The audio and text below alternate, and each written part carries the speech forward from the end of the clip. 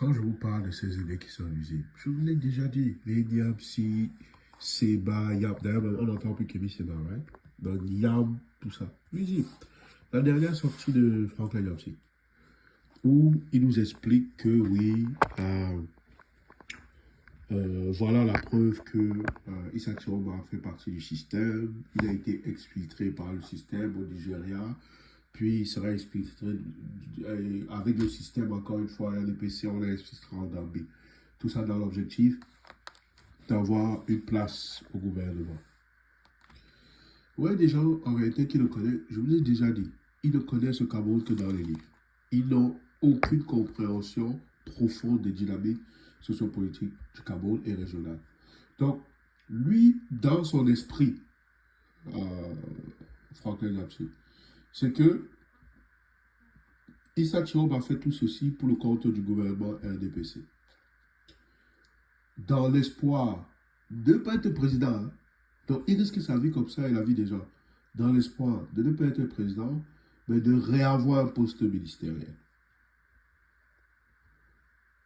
Mais pour avoir un poste ministériel, il n'avait pas besoin de faire tout ça. Il avait juste besoin d'essayer à nouveau de convaincre ces gens dans le Nord de rester tranquille. On l'aurait nommé, comme on l'a toujours nommé. Non? Deuxième des choses, encore une fois, une méconnaissance profonde de la société camerounaise qu'il démontre. C'est qu'il oublie la dynamique des clans et sociopolitiques dans le gouvernement actuel. Issa Chiroma n'a eu sa place que par rapport à certains éléments du clan Paul Biya. La lutte des clans aujourd'hui fait en sorte que le clan Paul Biya semble sortir de la fragilité. Donc, la perte du lion fait en sorte que l'utilité d'Issa Chiroma pour les plus jeunes qui malheureusement n'ont pas eu la sagesse de Paul Biya de le rallier à eux et ont été beaucoup plus en conflit avec lui, y compris les humiliations, font en sorte que Issa Chiroma s'est rapidement rendu compte que la voie d'être calife à la place du calife était en réalité sa bouée de sauvetage. Ça, c'est mon interprétation. Parce que pour courir le risque qu'il prend, il faut que le gain soit supérieur au risque qu'il prend. Il ne peut pas courir un tel risque si le gain est inférieur. Donc, ça veut dire quoi? Ça veut dire que son inaction, il se rendant compte du déclin du système BIA, lui, il a tout de suite, comme il a toujours été, j'ai fait une vidéo sur lui, comme il a toujours été, il a tout de suite saisi l'opportunité pour sauver son nom et sa réputation. Parce que s'il ne faisait rien, il y aurait eu des règlements de compte à l'intérieur même du sérail et il en aurait été victime. Parce qu'il fait partie des reliques du passé. Vous vous rappelez quand Ali Bongo a remplacé son père?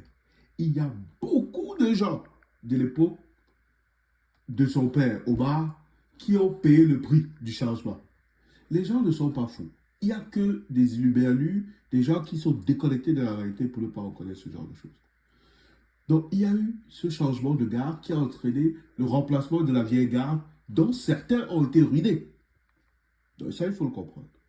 Donc, que Yamsi vient nous expliquer que Chiroma fait tout ça pour retourner au Cameroun, c'est qu'il ne comprend pas les dynamiques politiques, les forces, en fait, humaines. Maintenant, admettons même qu'il fasse ça pour retourner, pour être ministre. Dirigé par qui? Gongo. Qui donc? Bébé Gon. Qui? Issa Chiroma accepterait d'être dirigé par qui? Bon, mettons même qu'il accepte d'être dirigé par quelqu'un de Yaoundé. À ce moment-là, il vivrait où? Au Cameroun. À Yaoundé seulement? Donc ça veut dire qu'il renierait le Nord. Il ne pourra plus aller au Nord. C'est plus possible. Dans la dynamique qu'il a enclenchée, jusqu'où il est rendu là, hein, un retour dans le système RDPC pour ensuite aller revivre vers le Nord Cameroun, c'est impossible. Parce que les forces en place, le mouvement engagé, c'est comme un camion de 18 roues sur une panne. On ne peut pas l'arrêter. Donc, cette trahison de son propre peuple sera la trahison de trop, qui fera en sorte qu'il ne pourra plus y retourner. Et il en est conscient. Il en est conscient. Surtout que, connaissant le peuple du Nord, même à Yaoundé, il ne serait pas en sécurité. Donc, c'est pour ça que dans une de mes vidéos, je lui disais, la seule voie qu'il a présentement, et il en est conscient, c'est d'aller jusqu'au bout. Il ne peut pas faire autrement. La marche arrière n'est plus possible. Donc, arrêtez de suivre, de me partager les vidéos de Franck. Moi, je dis arrêtez de me partager les vidéos de Franklin Darcy. Si c'est quelqu'un que vous écoutez et que vous valorisez son point de vue, ça vous engage. Mais comme je le dis toujours, chacun apprend à son rythme. Ce sont des gens qui ne sont pas mauvais par nature, mais ce sont des gens opportunistes qui vivent dans le passé et qui utilisent les rancœurs individuelles pour vous clouer dans le passé. Yabsi, Yab, Seba, aucun d'eux n'est une personne d'avenir. Les éveils de conscience qu'on dit qu'ils ont éveillés, en réalité, c'est un recul de conscience. Parce que si vous aviez eu l'éveil de conscience, vous comprendrez rapidement que leurs positions sont fragiles, incohérentes et surtout en opposition avec la volonté d'évoluer, d'avancer. Ça, vous devez le retenir. Maintenant, comme je dis toujours, chacun apprendra à son rythme. Et personne ne devra dire qu'il ne savait pas.